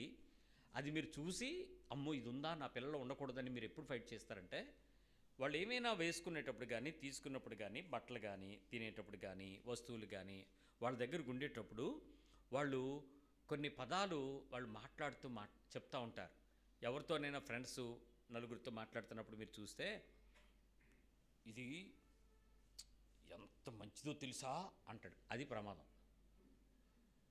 ఇది ఎంత గొప్పదో తెలుసా, మా డాడీ బండి, మా కారు. చూడండి, కళ్ళు పైకి ఎగరేసి, మొక్కలు పెద్ద సాగదీసి, నోరు ఇప్పి, పళ్ళు బయటికి తెచ్చి, కళ్ళు పెద్దవి చేసి మాట్లాడతారు చూసారా, అప్పుడు ఆడికి తీసుకొచ్చి ఉపవాసం పెట్టాలా. That is the time. ఎందుకు? ఆడు దేవుని కన్నా అమ్మ బాబుని బట్టి, వస్తువుని బట్టి వ్యక్తిత్వాన్ని పాడు చేసుకుంటున్నాడు. పిల్లలు తల్లిదండ్రులు అధిక సంపన్నులైనప్పుడు, ఉద్యోగస్తులు డిఐజీ గ్రూప్ అంటే డబుల్ ఇన్కమ్ గ్రూప్, అమ్మ బాబు ఉద్యోగాలు చేస్తున్నప్పుడు, అత్తామామల నుంచి తాతల నుంచి ఆస్తులు దేవుని దగ్గర నుంచి వచ్చినటువంటి స్వాస్యంగా కలిసి వచ్చినటువంటి ఆ ఉచితమైన ధనాన్ని ఉపయోగించడం చేతకానప్పుడు లగ్జరియస్ లైఫ్స్లోకి ఎంటర్ అవుతారు. విలువైన వస్తువులు ఏమీ కాకుండా 4, 5, 3 పెట్టుకుని ఏమి కాకుండా వాటితో చాలా జల్సాగా కనిపిస్తూ ఉంటారు. అలాంటి పిల్లలు, అలాంటి పెద్దల వారి మధ్యలో వచ్చేటువంటి ఈ పొగట్ట కూడినటువంటి ఈ చెప్పుకునేటువంటి స్థితి బెంకంలాడే ఆ జాతికి వెళ్ళిపోతున్నారు. వాళ్ళు గొప్పగా మాట్లాడుకోండి, మా తాత ఇచ్చాడు తెలుసా. ఏంటి అయితే మీ తాత ఎక్కడ తయారు చేశాడా? ఎవడో తయారు చేసిందే కదా. ఇప్పుడు చెప్పండి, తయారు చేసినాడు గొప్పడా, కొనుక్కున్నాడు గొప్పడా? మరి నీకేందుకు అతిశే? ఇప్పుడు యాపిలోడు అతిశయపడ్డాడంటే చచ్చిపోయిన స్టీవ్ జాబ్స్ అర్థం ఉంది తయారు చేయడానికి. ఇప్పుడు మనం పట్టుకుంటున్నాం అది యాపిల్ ఫోన్ అంటే అయితే ఏంటి? అది ఎవడదో కంపెనీ నువ్వు కొనుక్కున్నావు, దానిలో గొప్పే ఉంది. కొనుక్కోవడానికి నీ దగ్గర ₹1 ఎక్కువైంది అంతే. వ్యక్తిత్వంలో కూడా పొరపాటును కూడా మన హృదయంలోని ఏ చిన్న వస్తువు మన పిల్లల దగ్గర ఉన్నా వాళ్ళు దాన్ని బట్టి కొంచెం మాట్లాడేటువంటి ఆ ఉద్వేగంతో మాట్లాడే పదాలు వచ్చినట్లయితే యూ షుడ్ స్టాప్. ఆపండి, తప్పు మాట్లాడద్దు. ఇక్కడ మీ నాన్నగారు గొప్ప కాదు, మీ అమ్మగారు గొప్ప కాదు, మీ తాత గొప్ప కాదు, ప్రభుత్వం గొప్ప కాదు, ప్రభువు గొప్ప. దేవుని దయని బట్టి వచ్చింది, దేవుని కృపను బట్టి తెచ్చుకున్నాం, దేవుని బట్టి ఇంట్లో ఉంటున్నాం, దేవుని బట్టి వస్తువులు ఉన్నాయి, దేవుని బట్టి ఉద్యోగం, దేవుని బట్టి నీ చదువు, దేవుని బట్టి నీ ఆరోగ్యం, దేవుని బట్టి మనకున్నటువంటి ఈ స్థాయి మర్యాద, దేవుని బట్టి ఇదంతా నానా. ఎప్పుడు మనం అతిశయపడకూడదు. ఎందుకంటే బింకంలాడే స్వభావానికి దేవుడు విరోధి, దేవుడు శత్రువుగా మారతాడు. మరణానికి అప్పగించబడతాం, శోధించబడతాం. ప్రతిసారి దాన్ని ఆ గొప్ప చేసుకునేటువంటి మనసుతో మాట్లాడాలనే ఉద్రేకం వచ్చేస్తూ ఉంటుంది. దాన్ని నువ్వు నియంత్రించలేవు. ఆపడానికి ప్రయత్నం చేస్తూ కూడా ఉద్రేకంగా మాట్లాడుతూ ఉంటాం. అవసరమైతే సవాలు చేయడానికి ప్రయత్నం చేస్తుంది ఈ స్వభావం. చాలా ప్రమాదం సుమి. దీనిలో ఎప్పుడు కూడా మనం ముందుకు వెళ్ళటానికి ప్రయత్నం చేయొద్దు. అయితే ఇక్కడ ఒక బలహీనమైన పరిస్థితి, ఇంకొక రక్షణ ఉంటుంది. ఏంటంటే విర్రవీగుతున్నటువంటి స్వభావాన్ని కలిగి ఉంటుంది. మనం కొన్నిసార్లు విర్రవీగిపోయే స్వభావం అంటాం చూసారా, వేరంగం చేసేస్తూ ఉంటాం. పెద్ద అందరూ ఒకే చోట ఉంటాం, ఒకే వీధి, గొడవ అవుతుంది, అరుపులు కేకలు వినపడుతున్నాయి. ఏంటా అని మనం బయటకు వస్తాం. ఎవరు రాకపోతే వాళ్ళు అరుచుకుని వెళ్ళిపోతారు ఇంట్లోకి. మీరు ఎవడో కనపడకండి, ఏముండదు. మీరు ఎవడైనా కనపడతాడు, సౌండ్ మారిపోద్ది, టోన్ మారిపోద్ది, షేప్ మారిపోద్ది. అవసరమైతే బట్టలు చింపేస్తాడు, అది కూడా బయటకు లేపేస్తారు. చూసుకుందామని లేపేస్తుంది. అక్కడి నుంచి ఆ 10 గజాల దగ్గరలోనే ఈ లోపు వాళ్ళిద్దరూ ఆ వెర్రవీగు వీరంగం అంతా చేస్తారు. మనం కూడా వెళ్ళి పొరపాటున వాళ్ళని ఎవరినైనా ఏట్రా ఇదని ఇలా ఆపుతూ ఉంటే ఆడ ఎలా ఉంటాడు, నువ్వు వదలరా చూద్దాం, ఏం చేస్తాడు? అదే వీరంగం, వెర్రవీగిపోవడం. విర్రవీగు స్వభావాన్ని బహిరంగంగా ఆ, ఆ, బహిరంగంగా తగ్గుతూ ఉండేటట్లు ప్రదర్శించటానికి ప్రయత్నం చేస్తారు. అది ఓవర్ బోస్టింగ్ అండ్ ఎగ్జిబిషన్, చాలా పనులు చేస్తూ ఉంటారు. ఈ వెర్రవీగు స్వభావం కలిగినటువంటి మనుషులు ఏ చిన్నదాన్నైనా అలాగే వెర్రవీగితే తప్ప వాళ్ళకి తృప్తి ఉండదు. విచిత్రం తెలుసా, ఆడ అల్లరి చేసినా అలాగే చేస్తాడు, మంచి చేసినా అలాగే చేస్తాడు. వెర్రవీగుతున్న స్వభావం అదొక ఆనందం అంతే. మా దగ్గర ఒక్కరోడు ఉన్నాడు, పుచ్చకాయ కొనుక్కొస్తాడు. రాయ్ అందరూ రండిరా అంటాడు. ఏంట్రా అంటే పుచ్చకాయ. దాన్ని కోసి అందరూ తినండిరా అన్నాడు. అలా ఆవిడ అక్కడ నుంచి ఏమండే మనకో మొక్కడే ఉండే వెళ్తానే అన్నాడు. నువ్వు తెచ్చేది నీ భార్య తినాలా, నీ పిల్లలు తినాలా, ఊరోళ్ళు పంచుతావేంటి? అదొక గొప్ప బెంకపు జీవితం. అదంతా చేసి ఆవిడ వచ్చి అయిపోయిందే ఇక నీ చేసుకున్నాక ఎప్పుడు ఇంట్లోకి తెచ్చావు కనుక ఎప్పుడు చూసినా వీరి మీద గోల. ఈయన్ని గొప్ప చేయటానికి కొంతమంది తయారవుతారు. నీలాటోడు లేడు, నువ్వు ఉంటే ఎంత, నువ్వు అంత ఎంత. ఈ వెర్రవీగు స్వభావం కలిగినటువంటి మనుషులతో ఏ స్థితిలోనూ కూడా ఇల్లు కట్టలేవు. ఇల్లు కట్టబడదు. ఇల్లు అంటే కుటుంబం, ఇల్లు అంటే బిల్డింగ్ కాదు. నీ కుటుంబం కట్టబడదు. కారణం ఏంటి? నువ్వు మనుషుల కోసం బతుకుతున్నావు, నీ కోసం బతకట్లేదు. You are not living for your people, you are living for some other people. నీ కోసం బతుకు, నీ కుటుంబం కోసం బతుకు, నీ దేవుని కోసం బతుకు, నీ దేవునికి సమాజం కోసం బతుకు. అప్పుడు సమాజం నీదవుతుంది. సమాజ హితం కోసం అప్పుడు బతకచ్చు. ఇక్కడ నష్టపోమని బైబిల్ ఏం చెప్పదే, లోకం ఎవరూ చెప్పరే. సో ఆత్మీయతలో ఈ వెర్రవీగు స్వభావం ప్రమాదకరమైనది. ఆ వెర్రవీగు మాటలు, వెర్రవీగు చేష్టలు, ఆ పదాలు ఇష్టం వచ్చినట్టు ఇసరడం, ఆ టైంలో మాట్లాడేటువంటి మాటలు ఎంత అసహ్యమైన మాటలు మాట్లాడతారు, ఎంత చిరాకు కలిగించే మాటలు మాట్లాడతారు. మనకు తెలుస్తూనే ఉంటుంది అది. దానికి కొంతమంది కొంచెం మధ్యలో కొంచెం మినరల్స్ యాడ్ చేసి మాట్లాడుతూ ఉంటారు. అదే మినరల్స్ అంటే ఆల్కహాల్. తాగిస్తే ఏమైనా మాట్లాడచ్చాడు కదా, అవునా? పోలీసు వాళ్ళు అన్నారు తాగిస్తున్నాడు అని ఏం అనడానికి లేదని. అందుకని ఈ రోజు తాగిస్తున్నాడు, ఏం అనడానికి లేదు అన్నారంట. ఈడు ఎన్నిసాడు, ఆడు చెప్పిన బుద్ధులన్నీ అనలే, పోలీసు వాళ్ళు చెప్పిన బుద్ధులు ఆ ఒక్క మాట వినపడింది వీడికి. మనకు కూడా అంతే, చెప్పిన ప్రసంగం గంట అంతా పోద్ది. చూసావా నీ గురించి చెప్పాడు లాస్ట్లో చెప్పింది నీ గురించా, గంట అంతా చెప్పింది ఎవడి కోసం? కొంట సోస. బలహీనులమైన మనము ఎంత బలవంతులుగా కోరుకోవాలని దేవుడు కోరుకుంటున్నాడో వాక్యంలో చూడండి. ప్రతి పదం గురించి ఆయన ధ్యాస కలిగి ఆలోచన కలిగి మార్చాలంటున్నాడంటే ఆఖరి రోజుల్లో ఎంత ప్రమాదకరంగా ఉండిపోతున్నాము అనేది చూస్తే, ఒకప్పట్లో ఇవి లేవు. నేను ఎందుకే ప్రతిసారి ఆఖరి రోజు అని చెప్తున్నాను. ఒకప్పుడు ఇలాంటి ప్రవర్తన జీవితం ఎక్కడైనా ఉందండి? 10 మంది ఉంటే ఒక్క తాతగారి దగ్గర, ఒక్కొక్క నాన్నగారికి, తండ్రికి 8 మంది మగపిల్లలు, 7 ఆడపిల్లలు, 15 మంది, 10 మంది పైన కన్నారు. ఆ రోజులు ఇలాంటి గొడవలు ఎక్కడ లేవండి. అంత యూనిఫామ్గా పెరిగారు, అంత యూనిటీగా పెరిగారు. ఈ రోజుల్లో ఉన్న కాలేజీలు, యూనివర్సిటీలు, స్కూళ్ళు లేవు, డబ్బులు లేవు, పొలంలో పశువులతో బతికారు, చిన్న పాకలో బతికారు, నీతికి బతికారు, యథార్థంగా బతికారు, కుటుంబాలు కట్టుకున్నారు, పిల్లల తరాలను చూశారు. ఏ రోజు వాళ్ళ మధ్యలో ఇలాంటి కలహాలు లేవు, ఇలాంటి పద్ధతులు లేవు, జీవిత విధానాలు లేవు. ఈరోజు సొఫిస్టికేటెడ్ లైఫ్. ఒకప్పుడు మనం అలా చూసిన వాళ్ళం, ఇప్పుడు అన్నీ చేసేస్తున్నాం.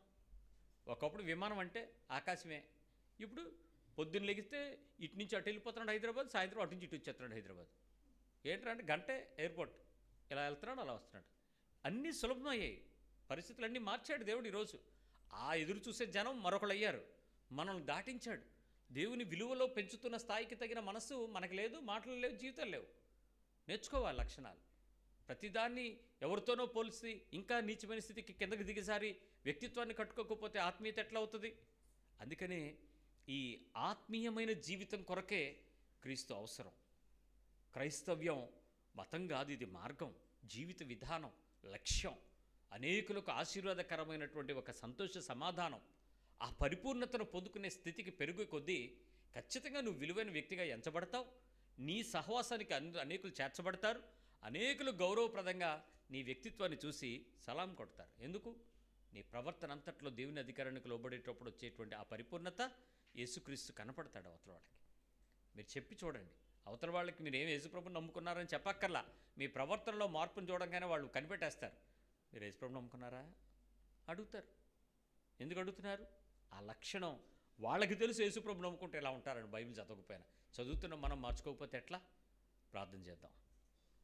ఆ లక్ష్యంలోనికి మనం రావడానికి ప్రభు సహాయం అడుగుతాం.